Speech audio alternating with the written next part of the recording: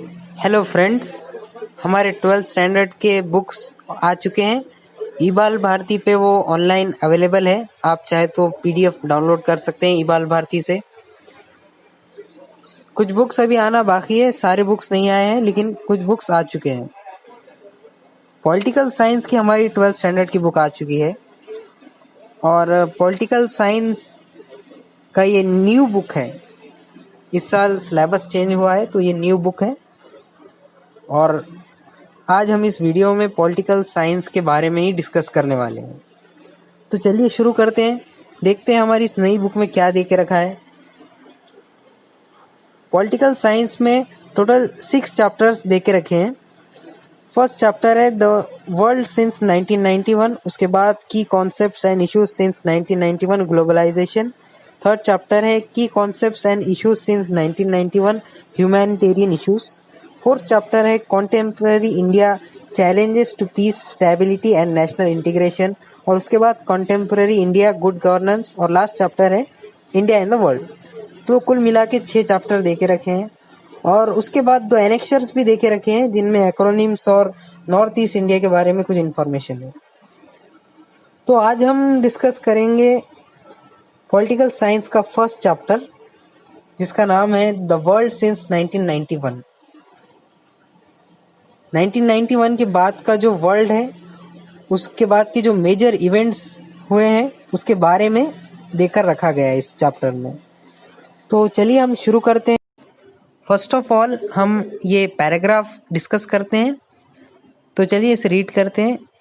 In the 11th standard, we studied international developments from 1945 to 1991. In this chapter, we will look at the changes that have taken place in the post-1991 era. The fall of the Berlin Wall in November 1989 and the eventual disintegration of the Soviet Union ended the Cold War era. It also ended the East-West division of the world that was based on the rivalry of the United States and its allies and the Soviet Union and its allies. तो इस paragraph में हमें 11th standard के बारे में देख के रखा है। 11th स्टैंडर्ड में हमने जो पॉलिटिकल साइंस पढ़ा था उसमें 1945 से लेकर 1991 के बीच के इंटरनेशनल डेवलपमेंट्स और मेजर इवेंट्स के बारे में इंफॉर्मेशन दी गई थी। लेकिन 12th स्टैंडर्ड में अब हम 1991 के बाद के जो मेजर इवेंट्स है, इंटरनेशनल डेवलपमेंट्स है, उनके बारे में हम पढ़ने वाले हैं। इसके नीचे देख रखा है कोल्ड वॉर जिससे एंड हुआ था, जैसे कि सोवियत यूनियन का डिसइंटीग्रेशन और बर्लिन वॉल का फॉल जो 1989 में हुआ था, जिनकी वजह से कोल्ड वॉर खत्म हो गया। और उसी के साथ ही साथ ईस्ट वेस्ट डिवीजन की जो राइवलरी थी, जो अमेरिका और सोवियत यूनियन और उनके अलाइज के बीच थी, वो भी कोल्ड वॉर के साथ खत्म हो गई थी। तो इस पैराग्राफ में दे के रखा है। आगे देखते हैं। The developments in the post cold war period can be analyse through 5 major dimensions. Cold war के बाद के पीरियड में जो मेजर डेवलपमेंट्स हुए हैं उनको हम 5 मेजर डायमेंशंस से एनालाइज कर सकते हैं। मतलब कि हम 5 डायमेंशंस है, जो मेजर डायमेंशंस है, उससे हम इन डेवलपमेंट्स को समझ सकते हैं। Number 1, End of Cold War and rise of new states. The end of Cold War led to the end of an international order dominated by the two superpowers, the United States and the Soviet Union.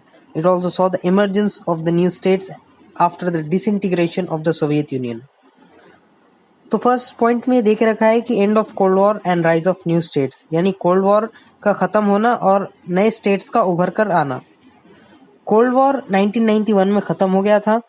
इसी के साथ साथ जो international order था, जो Soviet union और United states के हाथ में था, उनके कंट्रोल में था, वो भी खत्म हो गया था। मतलब ये है कि अब नए स्टेट्स उभर कर आ रहे थे और कोल्ड वॉर खत्म होने के साथ साथ जो सुपर पावर्स थे, यूनाइटेड स्टेट्स और सोवियत यूनियन, उनका इंटरनेशनल ऑर्डर जो डोमिनेटेड था वो खत्म हो गया था और नए स्टेट्स उभर कर आ रहे थे सोवियत यूनियन के डिसइंटीग्रेशन की वजह से। Number 2, emergence of unipolarity. The Cold War between United States and the Soviet Union came to end, signaling the end of bipolarity. This led to the emergence of a unipolar world order dominated by the United States. Second point में देख रखा है emergence of unipolarity, यानी unipolarity का उभर कर आना। अब यूनिपोलैरिटी क्या होती है?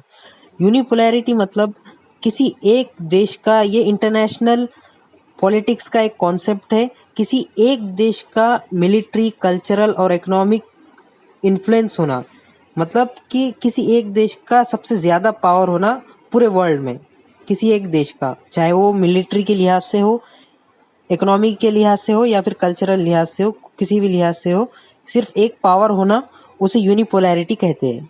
और एक से ज़्यादा अगर कोई देश है तो उसे बायपोलैरिटी कहते हैं, यानी दो देश है तो उसे बायपोलैरिटी कहते हैं। दो देश मिलके वर्ल्ड को कंट्रोल करते हैं तो उसे बायपोलैरिटी कहते हैं। एक देश मिलके वर्ल्ड को कंट्रोल करता है तो उसे यूनिपोलैरिटी कहते हैं। और दो से ज़्यादा अगर देश पूरी दुनिया पे कंट्रोल करते हैं तो उसे मल्टीपोलैरिटी कहते हैं। चाहे वो इकोनॉमी, मिलिट्री या फिर कल्चरल इन्फ्लुएंस हो तो उस पे मल्टीपोलैरिटी कहते हैं।